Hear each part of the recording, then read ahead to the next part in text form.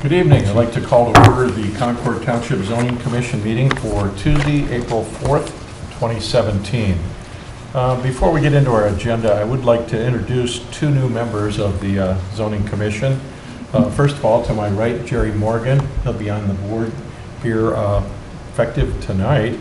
And then filling in tonight, Hiram Ruppert at the end is going to be our new alternate. So both are new to the commission, and we welcome you.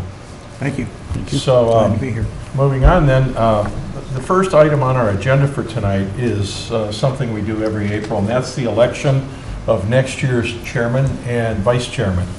And this is typically a rotation, and the normal rotation would be that Andy Lingefelder would become the next chairman. And Andy's not here with us tonight, but he has sent us an email saying that he is willing to serve in that capacity.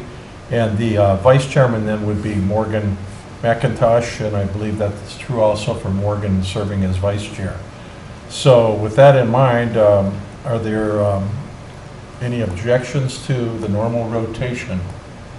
Could I have a motion to word that accordingly? Mr. Chairman, I so move that we move and have Andy Lingenfelder as chair for this year, and also for vice chair, Morgan McIntosh. Second on that? I'll second that. Thank you. We have a motion and a second. All in favor, say aye. Aye. Unopposed? Okay. Moving on to item 2 then of the agenda, and that is a work session. This is a continuing work session for potential zoning amendments. And we have a handout here. Is there anything you'd like to go through on this, Heather, in particular?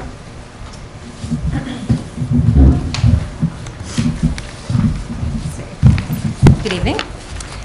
This is very similar to the one that we passed out to you last month. So I know last month we kind of ended the meeting where board members kind of wanted to take a look at this a little bit more and look at the Concord Town Center Master Plan, and then have a little bit more discussion about those and kind of do some question type answer things. And then, as you know, we had the special meeting, which a few of you were able to attend.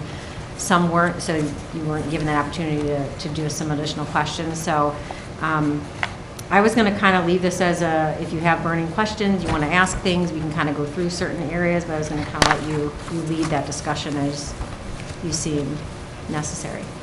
Since unfortunately for circumstance, I wasn't at that meeting that you had, can you briefly give us an overview of what transpired that night? Sure.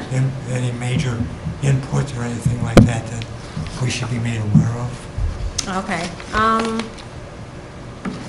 All right, so as you know, we had the special meeting on the 28th of March, and we had the consultants there from Reisinger, and they kind of picked up from the other special meeting we had in the fall in relationship to the Town Center Master Plan, and really focused on their process and how they went through our existing comprehensive plan, like the 2015 comprehensive plan update, and went through that and kind of did a checklist comparing their town center master plan versus what we were saying in the adopted comprehensive plan update from 2015, and went through that and looked at, are we meeting the benchmarks as far as the town center type development, like the standards, how you want it to feel, like the streetscapes, the building masses, the uses, and really went through our existing comprehensive plan, making sure that it was meeting those objectives and goals. And then they went to the next process that they did is they went through our zoning resolution and made some recommendations on how we could modify our existing text that we had in relationship to the innovative site PD, and to make it a little bit more strong and get where you would get the desired outcome that they're showing in the town center master plan. So they briefly went through those, not into the very specific recommendations that are towards the end. We kind of left that a little bit more open for questions. Kind of briefly touched upon some of the case studies that they looked at, but not too much, because I know in the first meeting that we already talked about those case studies. But some of the focus was on the housing, because that seems to be one of the concerns from the commission members, the density, the type of housing. Now, I know in what they're finding now, the current demographics of the population is like the empty nesters and the millennials are looking for very similar housing types. They're looking to downsize. They're looking for the walkable communities. And that's one option that we don't really have here in Concord to offer folks. We have a lot of great single-family homes, housing stock, some condo-type developments. There's just this, we don't really offer very much of the condo, like the apartment-style, low-maintenance living areas that the empty nesters are looking for and the millennials. Someone had asked at the meeting, like, what kind of population are we looking at, like, as far as an increase? Well, they didn't really look at a population projection based on the number of dwelling units, but their plan that was showing in the master plan showed between 170 and 230 dwelling units. So if you take maybe 2.5 or whatever the average household size, maybe around 500 new residents, or not even all new, because some of them, you may have people that already live in Concord just moving over there, but a population of roughly 500 people based on the concept master plans. Talked about like parking and within the town center, there's some on-street parking options that we'd like to see that would allow folks to quickly pull in and stop and frequent maybe another coffee shop or a restaurant and just quickly get in, get out. And then there's also the idea of like these parking decks would be probably necessary for the amount of commercial and office and retail development that could be built down there. There's the idea of either below grade parking or an above grade parking garage. And the way we have the language in the zoning resolution, if you're going to do something above grade, it would have to be designed to look like an adjacent building and be aesthetically pleasing. So there's some standards in there as it relates to that. Would that be parking would be for residents also, or strictly for the customers that might be patronizing the business Yeah, I establishments? think primarily it was for the people that would come into the town center because it's physically located away from the housing, Okay. so Right. it wouldn't be. Not for the living units. No, that would be for, right, like you said, it's not meant to be overnight parking or anything like that. No, so for like the townhouses that could be built, they're still required to have a 2-car enclosed garage, 2-car parking spaces. The apartments, they have to have dedicated parking lots and parking spaces for those.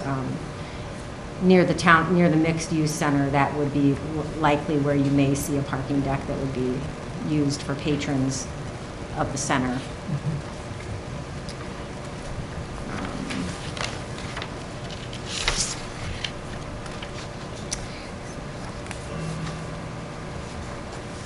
There was a lot of time set aside for some questions. We had a few. I know, Rich, you asked kind of some of Andy's questions as far as the traffic concerns and whether or not we have adequate infrastructure to support that additional type of development here in Concord.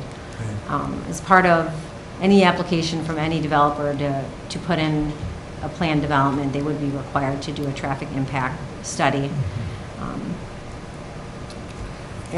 So part of that would show whether or not additional turn lanes would be required or any other roadway improvements. Obviously, if it's on a county road, then the county would probably assess that developer to make sure or require them to build that additional infrastructure if it was needed. And typically that's up to the developer to provide that based off of those traffic studies. And the trustees, too, really wanted to point out that this was sort of for our benefit because the RFP, or the first RFP, I believe, is going out in May for a developer, and there'll be one or possibly multiple developers, and all of these plans are going to, at some point in time, come before us.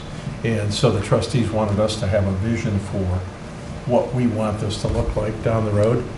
And I think it was Chris Galloway that brought up that Auburn Road is going to develop. It's going to develop over time, and we can either let it develop like Vine Street, or we can plan it so that it comes out the way we would like it to come out.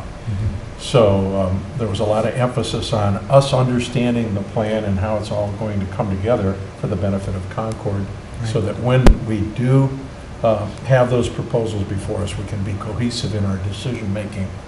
I think that's kind of how it was pointed out, wasn't it, Jerry? Yeah. I think the other thing that was pointed out was just that, you know, what we're looking at doing is setting it up so that when a developer or somebody comes in and wants to do what's kind of planned or generally what's planned, that it's already ready for them to go from that point, rather than having to wait a year to get through the whole process of change, you know, amending any zoning or getting a special PUD approved or anything like that. Would there be like a master developer that would actually oversee the whole thing, or are we going to have a bunch of different developers doing their own thing, Well, and possibly not coordinating? Well, there could be multiple developers, however, through the RFP process, a developer would have to submit a master plan for if The it's whole going to be. thing, right? For, it could be for the whole thing, or it could be for phases of it. So you could have a few different developers. I think with the RFP process, the goal is to have one master developer. Right. And during that RFP process, the consultants in the town, and there's going to be a task board that will work with the consultants in the administration of the township to help kind of vet that developer, and they'll be working together on revising concept plans and studies and making sure that they're meeting, you know, the intent and goals of the district well before anything would ever come in front of the zoning commission. So ideally, it would be in an acceptable format before it would even come in front of you for approval. But then there's also this case that maybe through this RFP process, we don't get a developer. So we're also looking at the text in that respect too. So say through this RFP, we don't get a developer and we have it on the books, how do we ensure later on we're going to get the type of development that we want to get? Right. And one of the great things we have is that the town center master plan that's been adopted, because that's kind of like your go-to as far as if you're considering another plan development. It's very specific in there, you know, the type of housing, the amount of residential versus the commercial, and the mixes and the streetscapes. It's a great tool to show somebody, like, this is what we want, this is what we expect. And that's what we are hearing from, you know, the trustees did an RFP back in 2015, right after we adopted the innovative site plan development text as the conditional use. They put it out in RFP, and they weren't getting anything from anybody because the feedback they were getting was like, well, we don't really know what you want. It's a little unclear to us. We don't see the vision, we don't see the plan. All we had was the comprehensive plan at that point, which has some rough layout of what the town center would be, but there aren't any visualizations or anything like that. So that's why the trustees and the JED decided to go forward and do this, the town center master plan, to be able to show a potential, you know, developer, this is what we want. And then also the other comments they were hearing back from the initial RFP was, you don't have enough density. There's not enough housing units over there to support the type of development that you're looking for. Now, you know, with the current ISPD text, we do allow some residential in there, but it was limited to, I think it's 8 dwelling units on no more than 30% of the gross acreage. So I don't know how many total units maybe that was like, it's got to be less than 100 that would have been permitted within the whole area over there.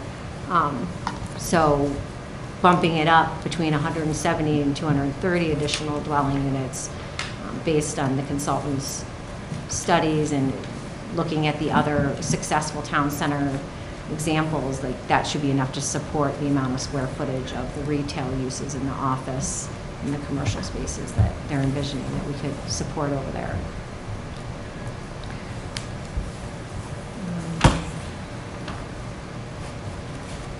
So they did discuss, I thought in pretty much pretty good detail how they were going to do the RFP too. I was pleasantly surprised that they shared all that information with you. I wasn't. So like Rich said, they're in the middle of drafting an RFP that they hope to release in May. And that's like going to be about a 3-month process from when they issue it to when they would potentially select a developer. That's when we'll go out to the developers. Will we see this first? Will we be able to see it as a board? Not like formally in front of the zoning commission, I don't think. I think it would be No, I after. don't mean, Yeah. yeah. Mhm. I I'm mean, not I really don't sure. mean like- I don't know the legalities of, keeping stuff confidential. I'm not really sure. I don't know the answer to that. I'm just more or less inquisitive to see what, what their thoughts were, basically. Get feedback, get an idea. One of the concerns that I had, Frank, and probably Andy would too, is the economic impact on what we already have on Crowell Road. Right. And I brought that up, and they feel that there's no negative impact on Grist Mill Plaza or any of the stores that we have in there, or any of the shops or any of the business restaurants or anything. So right now, everything basically based on the way it would take a direction development would complement one another. We wouldn't see Complement, like all of a sudden everything going over there, Right. and then like we've seen in communities where these buildings all of a sudden become vacant. No, Yeah. that was a concern I had, and they felt strongly that it would complement and that it would actually draw more people to the area, which would benefit the other businesses. Gotcha. Good. Thank you, Heather. I'm sure I missed some things. I don't know if anyone else that was there that wanted to point out some high points. Okay. Did a pretty good job outlining. What's that? Did a pretty good job outlining. Okay. what they discussed. I know we had discussion, It I was- know you had some concerns about, well, what if, okay, so in the master plan, there's different areas where we see by State Route 44 and Capitol, we see like where we like to have commercial and office areas, and the residential is tucked more towards the interior of the property, down to Capitol, kind of away from your main corridors. Now, we're not trying to dictate the actual neighborhoods in the text. The consultants thought that might be a little too restrictive based on if you say, well, we only want the residential here and then the town center component here and then the office here.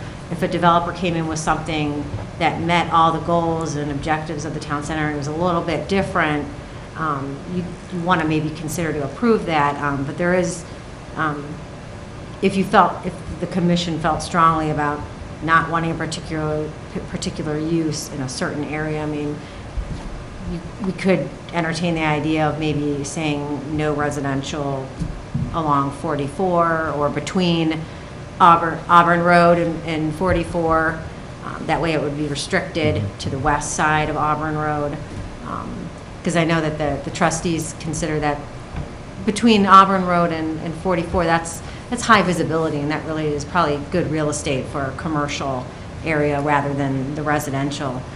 But even in the proposed text, as far as the residential, let's see, we do have like locational standards for that, and these were kind of carried over from our existing code. Let's see. Let me find the section here. On page 21.6.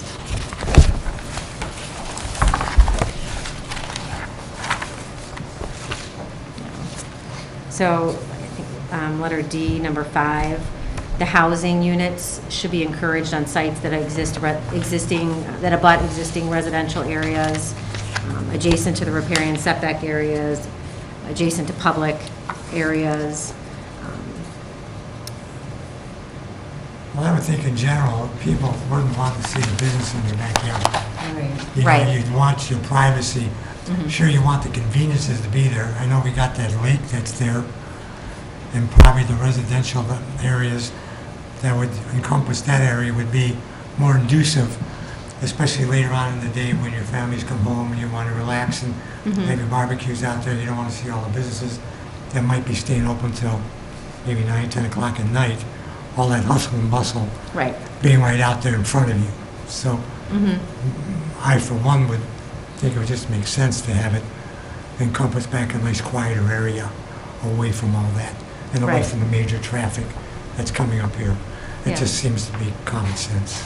And I think if somebody was going to propose something right on 44 there, that we probably have enough, we have enough requirements in here where we could possibly turn it down based on that, I think. I mean, because it specifically says here, we don't want them to dominate road frontages or on major commercial, Right. areas. So Right. I think with that, I think we'd be safe without having to actually dictate neighborhoods. Right. Good. When I didn't necessarily want to dictate the neighborhood per se, it's just, looking at the plan they have right now, it Yeah. looks really good. Right. What I don't want is, and as long as the consultant's involved, I think you can get towards that with an RFP and a single developer, or at least a master developer and other developers working underneath them.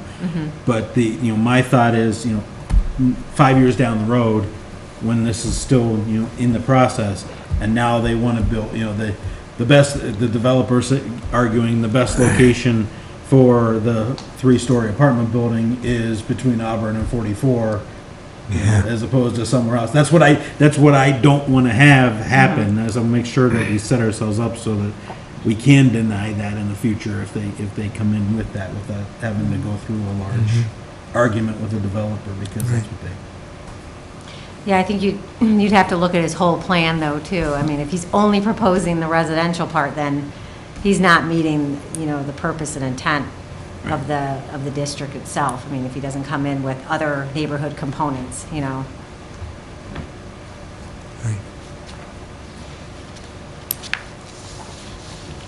One other thing too worth noting, Heather, is that I wasn't sure of the timing of this, and it was made very clear that it's not expected that this is going to linger for 30 years like the Quail Hollow development, that this is actually, we'd like this to happen much quicker than that, in a much tighter timetable than that. right?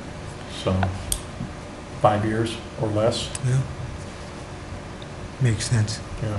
Yeah, we're not going to have an unlimited plan approval.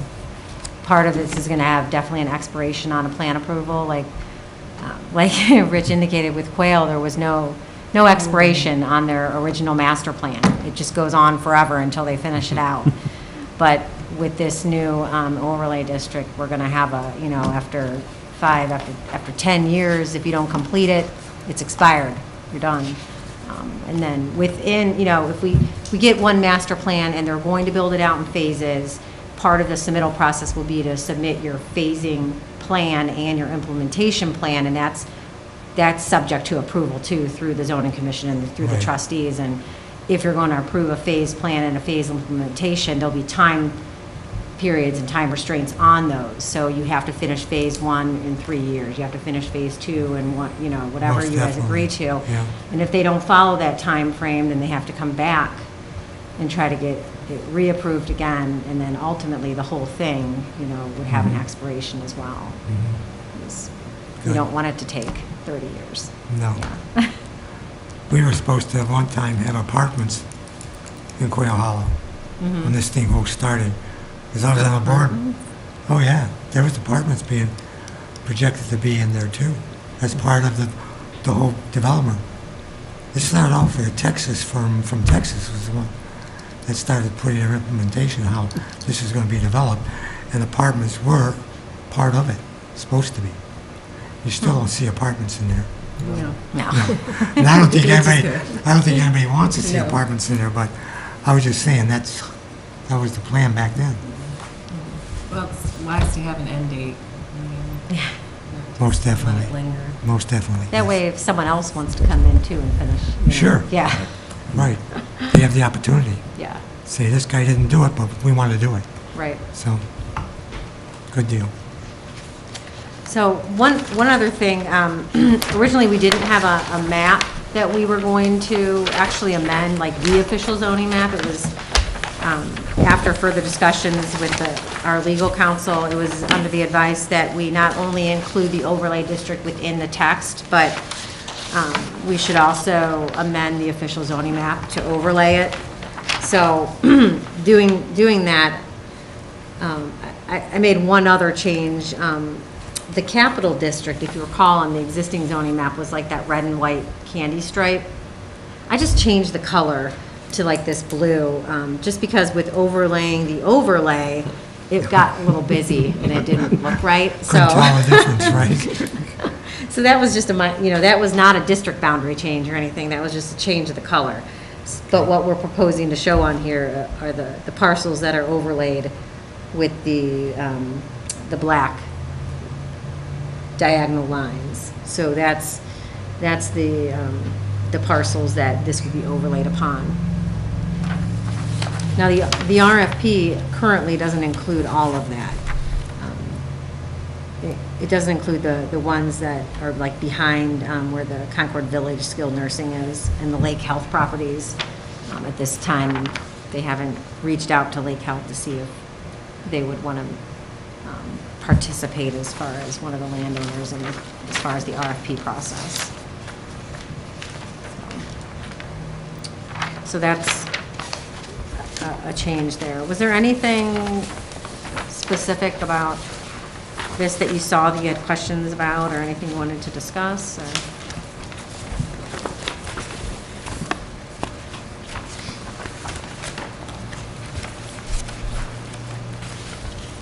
I will note, we had the Deputy Fire Chief, Ron Terriaco, also had a copy of this, so he was looking through it as far as fire code and his concerns. And we'd had a conversation about the streetscape standards that are found near the rear of at the end of the document here in relationship to the right-of-way for one-way streets. The current streetscapes are showing like the width of the pavement to be 15 feet wide. However, there was concern that it wasn't going to meet the standards for the fire department. Their fire trucks are just over 8 feet wide. And then when you open up the doors, it doesn't give you much room to go around them. Plus, they have fire apparatus access road standards where they require a minimum of 20 feet wide in width for one-way streets. So I went back to our consultant with that information, and we're just gonna change these. We're gonna bump it up to 20 feet. That way everyone's comfortable, and you don't have to worry about the fire department being not comfortable with getting behind buildings or things like that in between them. So that may change some of this just a little bit, but it was good to know that we were able to do that and make sure everybody was on board with that from the fire safety standpoint. And I know the fire department always requires two ways to get into an area. Mm-hmm. So in case one gets blocked, they can get into another area. Right. So if that's not done, that can become an issue with them too. Mm-hmm. Well, the idea with the one-way streets is it would be kind of like secondary access, so the structures would already have access from a two-way street as well, but in the case they need to come behind or between a building, we want to make sure that the truck can get back there. Okay. Especially with a 3 or 4 story building, say they would need to bring the ladder truck. The ladder truck, yeah. Or even like their EMS vehicles are fairly wide and they do a lot of EMS runs, so. Right. On those streetscapes, as I was looking at them, one of the questions I had was, at least in a couple of them, it looks like the pavement area actually extends beyond the right-of-way. Mm-hmm. Is that, wouldn't it make more sense to have the right-of-way expanded in those areas so that the entire pavement is within the right-of-way rather than, including the parking area? I saw in the text there was some reference, I don't remember exactly where it was, to an agreement that would be put together between the property owners and whoever owned the roads and that for maintaining the parking areas of the of those right-of-ways, but it just seemed to me it was almost make more sense to just have the right-of-way be the pavement area, because that's what most people would at least think that was. I had the same thought, same thoughts as you. I thought, okay, because I know we were talking about right-of-way widths, and I, back and forth and I had told them, the county's minimum right-of-way width is 60 foot if you're in a subdivision, and I think they went with 60 foot. And I have talked to the consultants about that since then. I said, we may need to make the right-of-way wider due to you know, where all the utilities are and, you know, what the county would require. And so I was like, we may have to scrap all this or, you know, adjust the setbacks based off of that, because all of our setbacks were measured off this 60-foot right-of-way.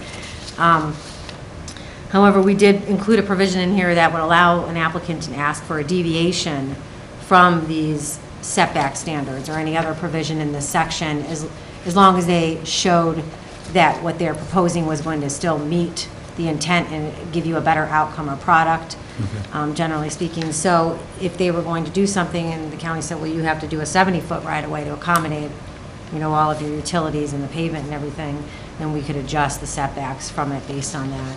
And I know the agreement between the property owner and the county as far as the maintenance of that came up because there was a discussion on, well, who's going to plow those parking spaces? You know, the township road, you know, service department is not going to want to do that, and neither is like the county for that matter. So they've seen in other circumstances where there's been an agreement between the municipality and the adjacent property owners to maintain to plow those parking spots. Yeah, and I kind of Things had a similar question on that with regards to the wider areas where the narrower streets where the landscaping area winds up in the right of way. You know, as the response, you know, make sure it's clear as to whose responsibility it is when one of those trees dies to have it replaced, so it's not sitting out there. Right. In that similar agreement, so. Is the township responsible for maintaining the roads and stuff, plowing and everything, or? For any township dedicated roads, they would be. And this isn't considered a township, so who? Well, so some of these may you be have to- township roads, yeah. Yeah, if it's part of a subdivision and they're creating a new public street through this, so there will be some public streets in here that will ultimately be responsibility of the township to plow and maintain. And then there'll be other ones that are private streets, where we won't have any maintenance on those. So it could be a mix. You know, as you know, Auburn Road's a county road, so the county maintains that, and then Yeah, right. Capitol is a township road, so we already maintain Capitol Parkway. Right. So any new streets that are created that are public as part of a subdivision process would be township roads. Okay. Yeah. But I think, you know, with the development agreement or the maintenance agreement, we wouldn't have to worry about, you know, if there were on-street parking, we wouldn't maintain any of that. Okay. And I think through that too, with sidewalks and things like that, we would push that responsibility onto the property owners Property as owners. well to maintain those. Right.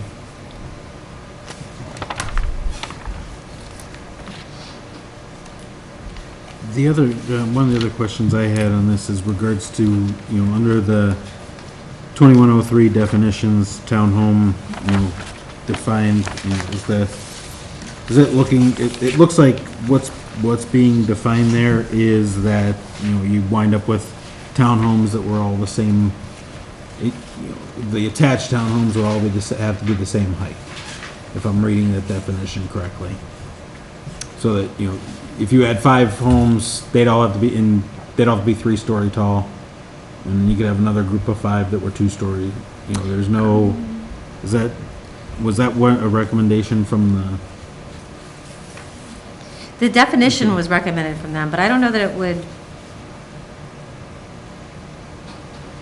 I think the purpose was to not allow you to stack the townhomes on each other, but I don't know if it Okay. would, you could 2 or 3 stories. So within a unit or within a cluster of those, I think you could have a townhome that maybe one is a 2-story and one is a Okay. 3-story. if Yeah, it- and I saw the 2 to 3-story, but then as you go later in there, it says, you know, attached by the side walls extending from the foundation Or base of the first floor to the roof. to the roof. Oh, okay. Which would lead me to, you know, which would lead me to yeah. say that they're all the same. I mean, I don't know whether that's not that familiar with townhomes in general, but Right. it would seem like, you know, some ones I seem to remember from my time in DC and that area is that the ones the row houses that looked better were the ones that had, you know, a 2 or 3. It didn't quite look like, it wasn't just one big long facade, even though, you know, or at least different looking facades on each of the individual houses, so. Okay. Just something maybe to keep in mind. The other question I had on the townhomes was whether those would be, so, and this is something maybe with the developers, discussion to be had then, but as the townhomes to be sold as fee simple lots from, basically from front to back, whatever the width of that townhome is, that'd be the fee simple lot, or is the idea more of the homeowners association or whoever owns the underlying lot, and then the only thing the person would own would actually be the townhome. Right. Because where that would come into effect might be in your, and I don't remember, I'm not that familiar, but I'm reading through this, the frontage or the minimum lot widths. Right, we have the minimum It's a- lot size 1 acre, so it's gonna probably force it into So a it'd be condominium forced. type ownership where you Okay. just own the footprint of the Okay, townhouse. that's what I and just, it- yeah, because the minimum lot width was 100 feet or something like Right. that. So, it's Yeah. like, well, that's not good. If the idea is to have those as fee simple, that's something that they'll need to, get a variance for or whatever, they need, if Right, that yeah, would- if they were gonna do fee simple be that ownership, but I don't idea. think that through this, we would wanna encourage that. We want all that open space and the common areas to be maintained by one, association within that. Yeah, but I'm unit. just kind of thinking about it and thinking, some of the, where you have that where, with a townhome, they may want to have the rear load garage off of an alley in the back, so at the front, so then you have, there really isn't any open space in that townhome area. The open space is across the street in a park or something along those lines. Right. Okay. Okay, your as far as the facades on the townhomes and the breaking up of the long wall, I think through the design standards because the ISPD overlay would also still have to go with the design review that we currently have in section 37, which requires a breakup of the walls based on so many linear feet and a differentiate in materials. And through the application for any PD, they're going to be required to submit to you renderings and materials and things like that. So you can, through the approval process, you can negotiate some of that and look at that when entertaining an application. But between 2 and 6 units, I wonder how long that would really be if they did 6 units. I guess I'd have to look at that. Yeah.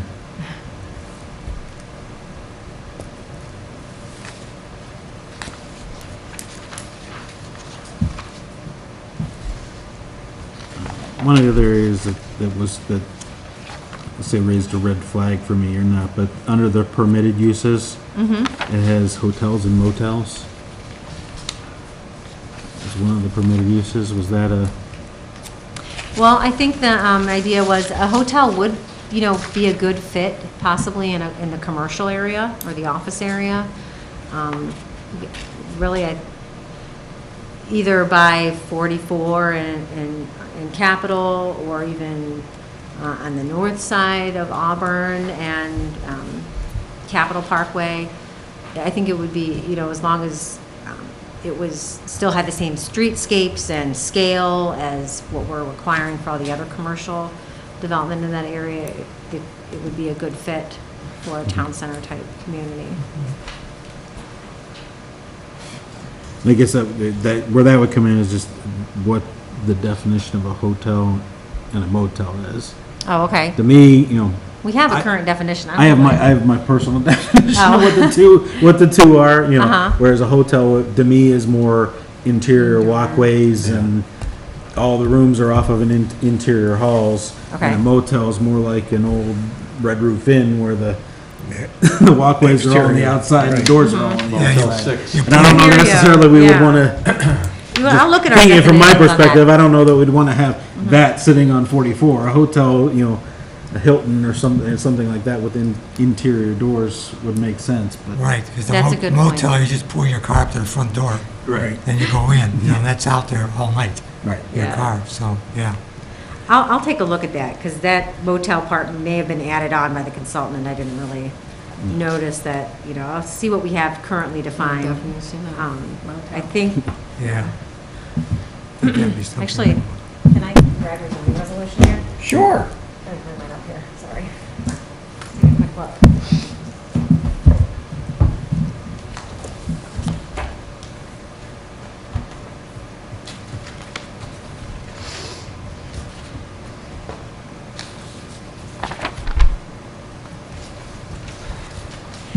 Okay, yeah, currently in this, in our text, we have listed hotel/motel as the same term. Okay. And it's defined as a building with a minimum of 9 rooms in which lodging is provided and offered to the public for compensation at a daily rate, and which may include facilities for meetings, banquet rooms, restaurants, and recreational facilities as incidental uses. So it's pretty broad. Yeah.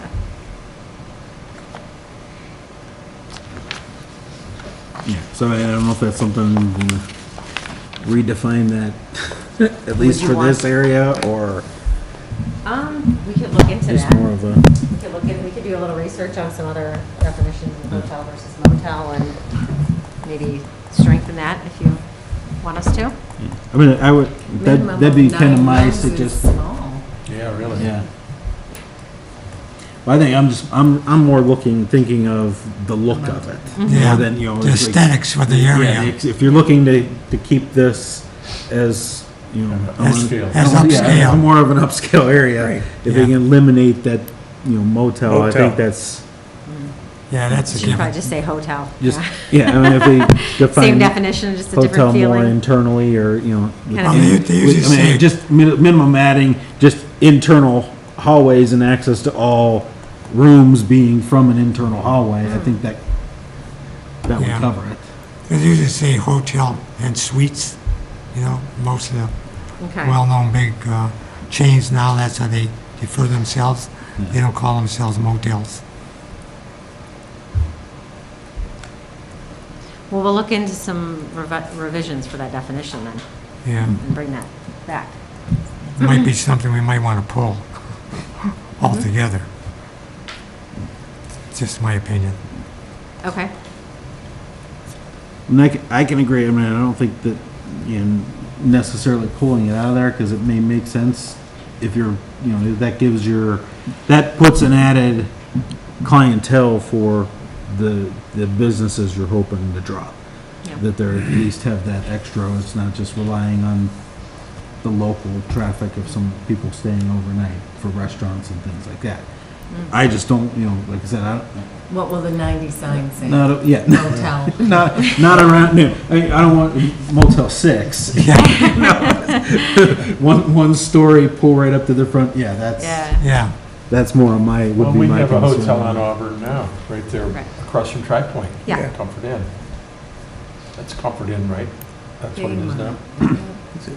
Is it Baymont? Baymont. It used to be Changed. Baymont. It was Yeah, Isn't it it's Comfort Inn I now. think it's, Yeah. yeah. It rebranded, yeah. And,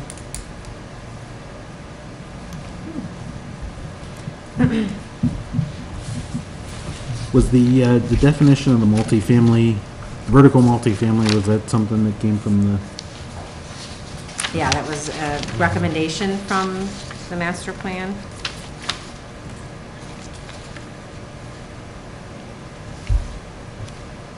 And that's supposed to be a 3 or 4 story, a building. So to create the feel of the streetscape with the streetscape standards, they were pretty specific on the number of, stories that they're recommending.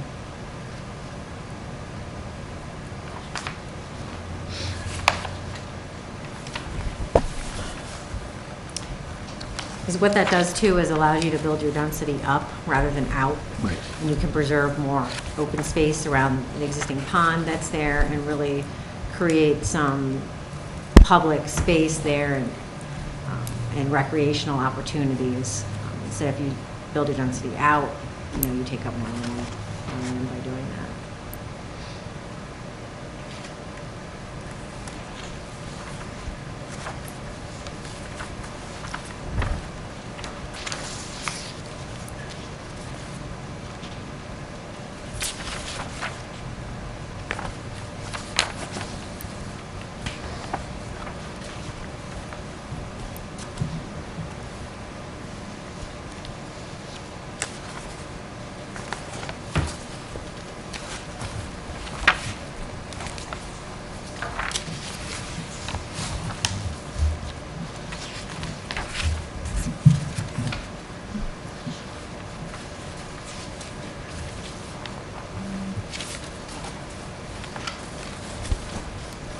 The other one I had was on page 21.7, under the minimum square footage, 7.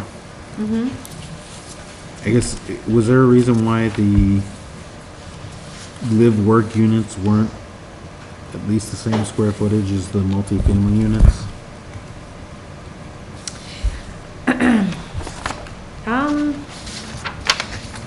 I think that was based, we currently have the live-work unit as a permitted use under the ISPD, and at that point, we had it at the 1,200. And the consultant didn't recommend anything different, so we kind of left it at that. That's our minimum square footage now for a single-story dwelling in Concord Township, so. And as how the live-work units work, it's connected directly to, commercial space. So ideally, you'd have like an office downstairs, and then you could go right up to your live-work unit. Right. I don't know how much of that we'll actually see. I mean, those type of things kind of work okay, over uses that tend to be a little bit like Easy. over office uses or galleries and things like that. But over like restaurants and bars, they don't tend to work, especially in more suburban town center type Or developments. it's noisy.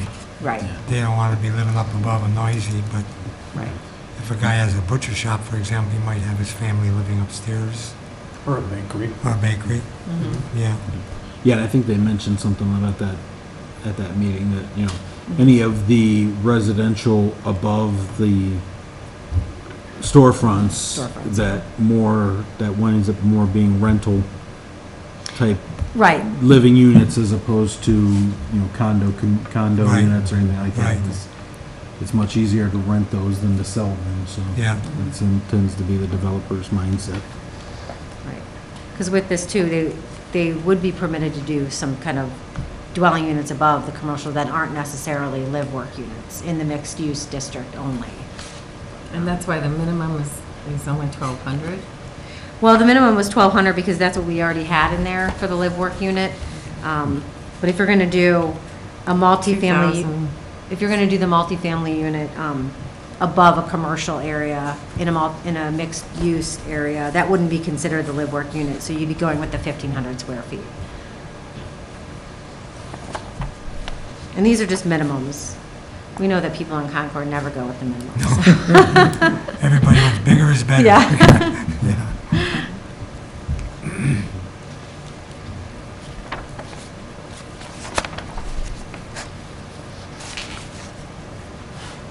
The question I had is on 21.9, under townhome dwelling for parking spaces, 4 per unit. Is that 4-car garage, basically, or a 2-car garage and then 2 exposed? Yeah, I know that For- they were originally proposing a little bit less than that. Yeah, They were proposing maybe, what did we have originally? We had 2 enclosed and 1 unenclosed. However, we know people like their cars and they like to still be able to drive. So the reality of it is they may be looking for more. So let's just put it on the developer. If they want to provide less, then they have to show us that they have enough parking and works. through a parking demand study Okay. that they don't need that extra. So, see, I just thought if you look at single-family dwellings, they don't have a, well, maybe Yeah, they because the do. driveway Well, count- they Longer do, drives. but that's a single-family dwelling. This is now a townhouse where you've got them 4 or Yeah. 5 in a row. Right, and the garage, the 2-car enclosed garage would be the underneath. It's got to be attached. Okay. And then your 2 Two other on the parking street. spaces, yeah, could, Or not, two. in the wouldn't be back- on In street. the back, in Or the a back. 20-foot driveway with 2 cars side by side could Yeah. park. Yep, You could have that. a short driveway. Like, a lot of condos have that, where you have a 2-car garage and a 2-car Cars in driveway. front. Mm-hmm. You don't have to park Okay. on the street that way. I just wanted to make sure we had enough parking, because I- there was a I little think fear you- that there you'll get wasn't going to enough. be enough, Yeah, so. I think you'll Well, get enough. I think Yeah. what you want to do is you want to avoid having, Street parking. if they do wind up with a 3rd car, or a 4th car, that they're not taking up the spots on the street. Right. Yeah, So I right. think that's where you Right. want to. Yeah. Yep.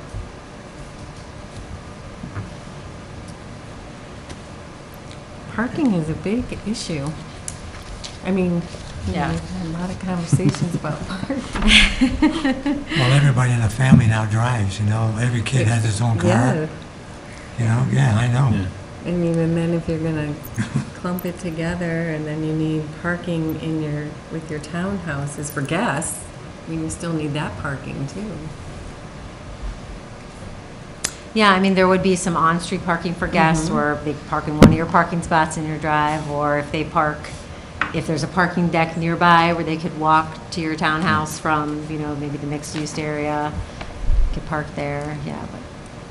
Well, I think most people, even if they don't have even if they don't have more than the 2 cars in the garage, if they do have somebody over, they prefer them to be able to park right in their driveway rather than to Yeah, find a spot somewhere up and down the street and walk Yeah. walk to the Yeah. house. So Right.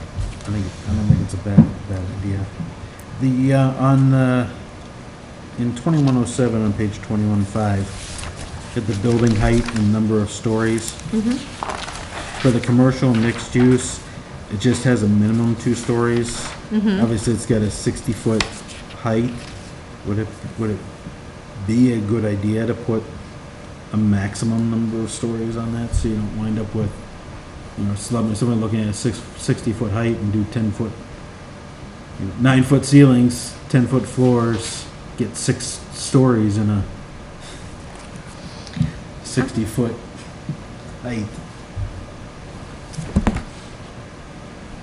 I mean, if you're minimizing the multifamily to 4 stories, it might seem to be a good idea to have that same maximum for the commercial mixed use.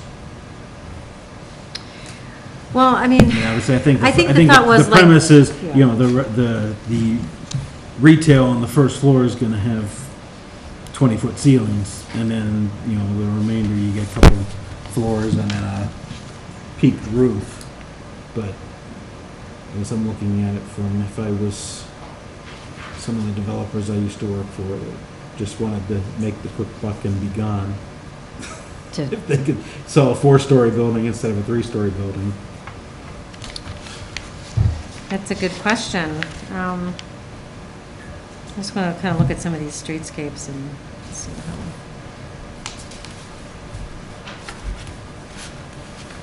what the height of those buildings are. I know the thought was you want to at least dictate the minimum for scale purposes, but that's a question I can ask. Should we be looking at a maximum number of stories? But I think we have the maximum 60 foot in height. Right. But that's something I can come back to you with and. Okay. Yeah, I mean, that's something I just curious, because it would seem to me like that'd be something you would want, because at least then you're getting some consistency across the entire facility too, but development, that you're not going to wind up with this building, both 2 buildings side by side having the similar height, but this building has 4 stories in it, this building only has 2 stories in it. And how does that look? And then how does, now you've got a building you got the big glass front for the retail on the first floor, but now you got 4 sets of windows going up on one and only one big windows on another or something. Just trying to think of how that would look side by Right. side. Well, and we'd be able to review that upon their application. They have to provide us all those details and show you those renderings and how all the buildings relate to one another. And I don't know if you dictate the number, like a maximum number of stories, then say they're like, okay, well, we want to do the 4 stories, but we're going to be 80 feet high. Well, I mean, I I think don't- you do the combination of saying it can't be more than 60 feet, but also has a maximum, of 4 stories. 4 or- story, yeah. I would think, yeah. I mean, it's the 1 to same, 2. you get, well, I guess you really don't have that in the, I would as think you that, look at the- you're convincing me, yeah, probably should be a maximum of 4 stories, because when we were talking about all these other buildings, we were like, maximum's gonna be 4 stories as far as the multifamily, so, I will look into that, and I agree that maybe we should add a minimum of 2 stories and a maximum of 4. With the 60-foot height restriction.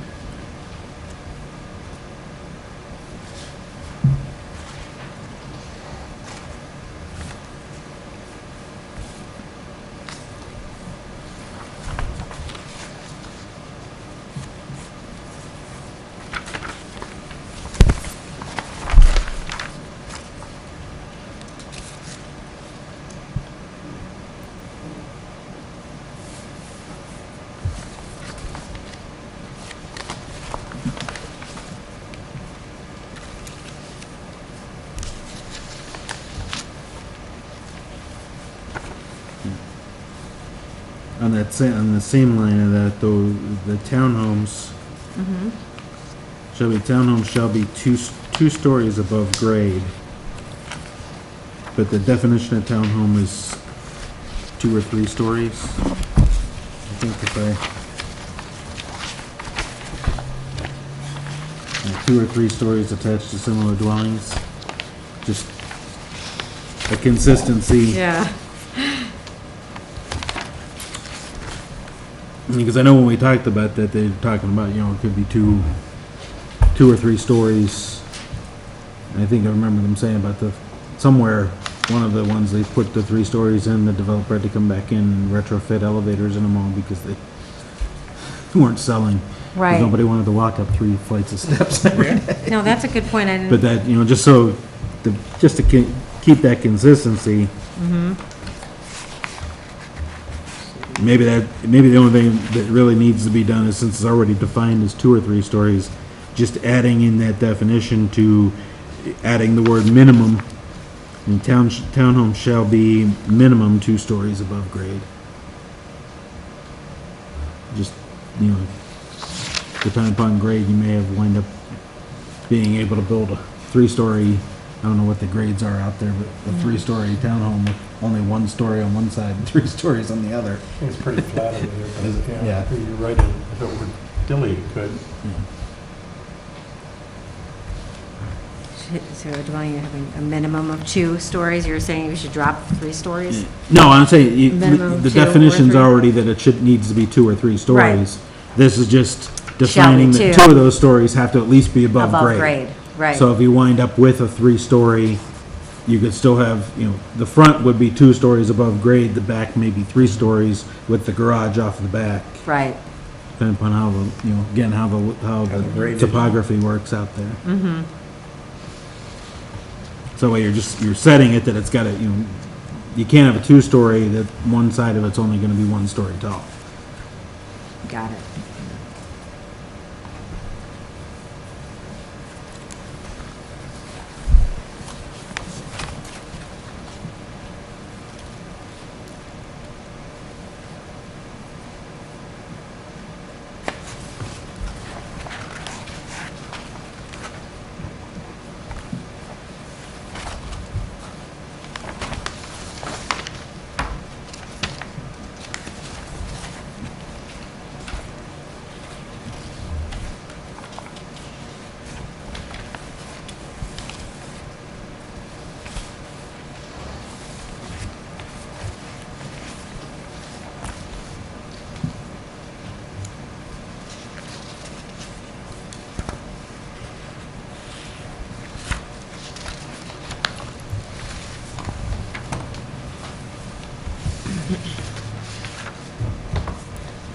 Anything else?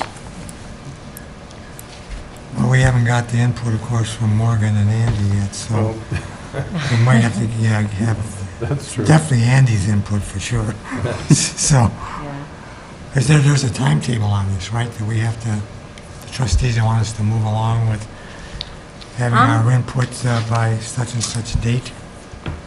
Well, yeah, We need to finalize it really soon. If Right. we're going to put an RFP out in May. yeah, they Right. liked us to keep, moving forward. As Oh, much as May, we that's can. that's next month already. So, should we schedule another possible meeting before then?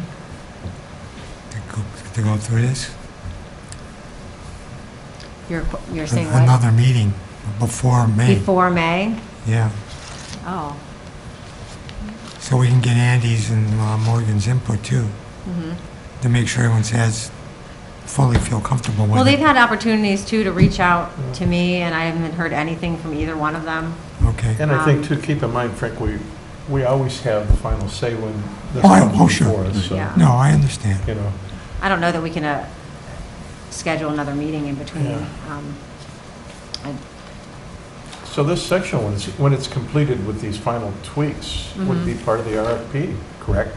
I believe so. Along with the map and some other They'd like to, guidelines. I Really, think this they'd like tells to you include- everything you need to know about Right. the area. No, I understand.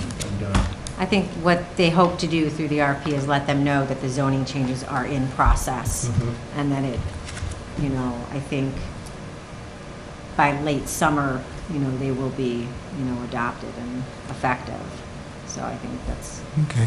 kind of what they're, what they're hoping for. Okay, well, thank you, Heather. That's Okay. pretty thorough, and I think we've got all of the questions we had tonight answered. Okay? So, moving on to item 3 on the agenda, the correspondence report from the zoning commission members. Frank, anything? Nothing for me, Mr. Chairman. No, nothing from me. Jay? Nothing for me. And Hiram, I doubt if you have. I doubt it. I doubt it. Okay. Item 4 would normally be the approval of the minutes for the March 7th meeting. However, since only 2 of us were present, we don't have a quorum for that, so we're going to have to hold that off and approve that in the April, or in the May meeting. So then the final item then is just the next meeting of the zoning commission is May 2nd on 2017, and with that, we'll adjourn for the evening.